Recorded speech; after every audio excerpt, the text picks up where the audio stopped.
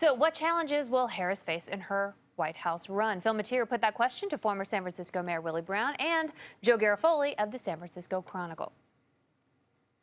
The business of trying to raise about $500 million. That's going to be the biggest challenge for her. You have to have those huge reservoirs of money that comes to you. She's trying to do it by way of small contributions. A noble goal, but probably not achievable.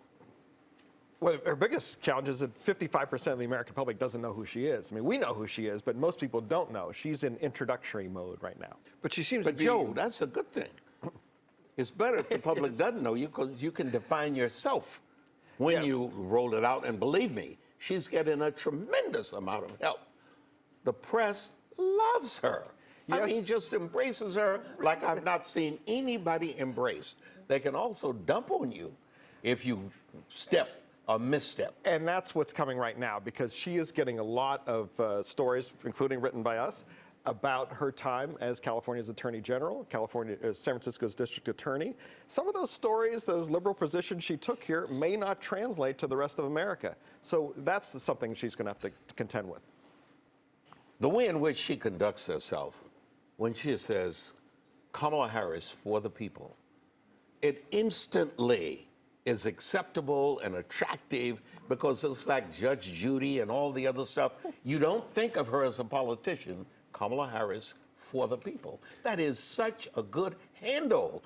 And then at that stage of the game, but somewhere along the line, Yeah. she has to make the bridge from "I want to make America feel good about our best selves" kind of lines to where do you stand on issues like Israel? Where do you stand on Syria? What is your position on this, on that? Specific things that aren't necessarily all warm and fuzzy and talk shows. Phil, for those two voters, she'll be able to handle it.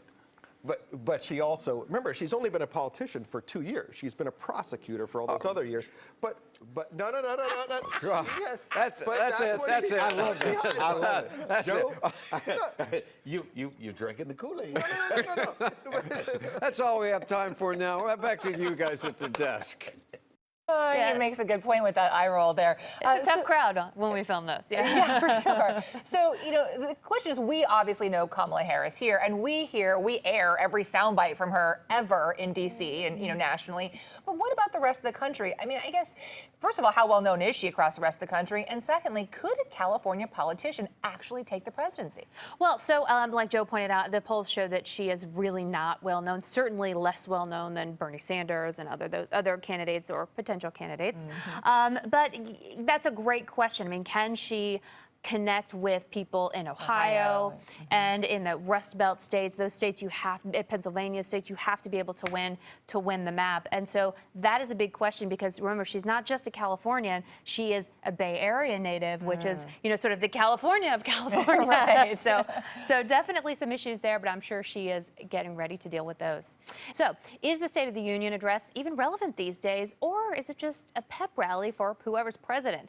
Phil Matier put that question to former State Assembly Speaker and San Francisco Mayor Willie Brown and Joe Garofoli of the San Francisco Chronicle.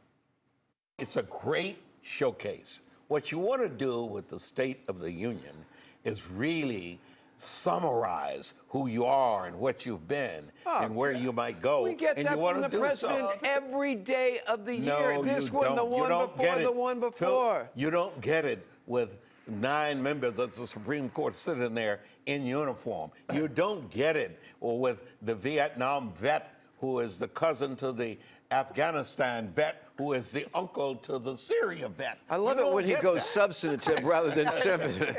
It's so antiquated. Nobody cares. The standing up, sitting down. It is boring, and it's boring for you journalists. It's entertaining for ordinary citizens like ordinary me. citizens for politicians who love the pomp and circumstance. Absolutely. It is useless. Because who cares? No, average Americans do not care about this. That is not right. The ratings are really good. That's the only thing on. Exactly. There's no choice. You have no choice. You're hostage.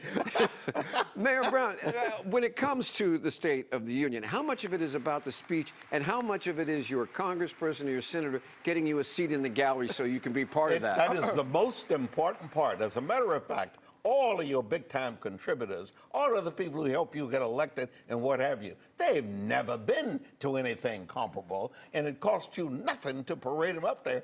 Each one of the members of Congress gets X number of seats, and believe me, competitively speaking, you use those effectively. And not only that, the congressmen themselves are shameless about running to the aisle. Ro Khanna told me this, that running to the aisle to shake the president's hand, to shake everybody's hand. Even like Democrats wanted to shake Trump's hand. And we have a congressman who decided to bring his kid, who just like was born yesterday. Swalwell. Yeah.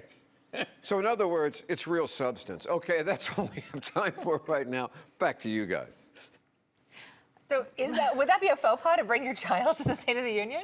Well, no. But you only get one ticket if you're a member of Congress. I mean, it's a big room, but there's so many people packed in there between the Senate and the House and the Supreme Court and the cabinet, and so everybody gets one seat. And so, if you get one and then you smuggle in a baby, people might think you're cheating. People get very second ticket is what you're saying.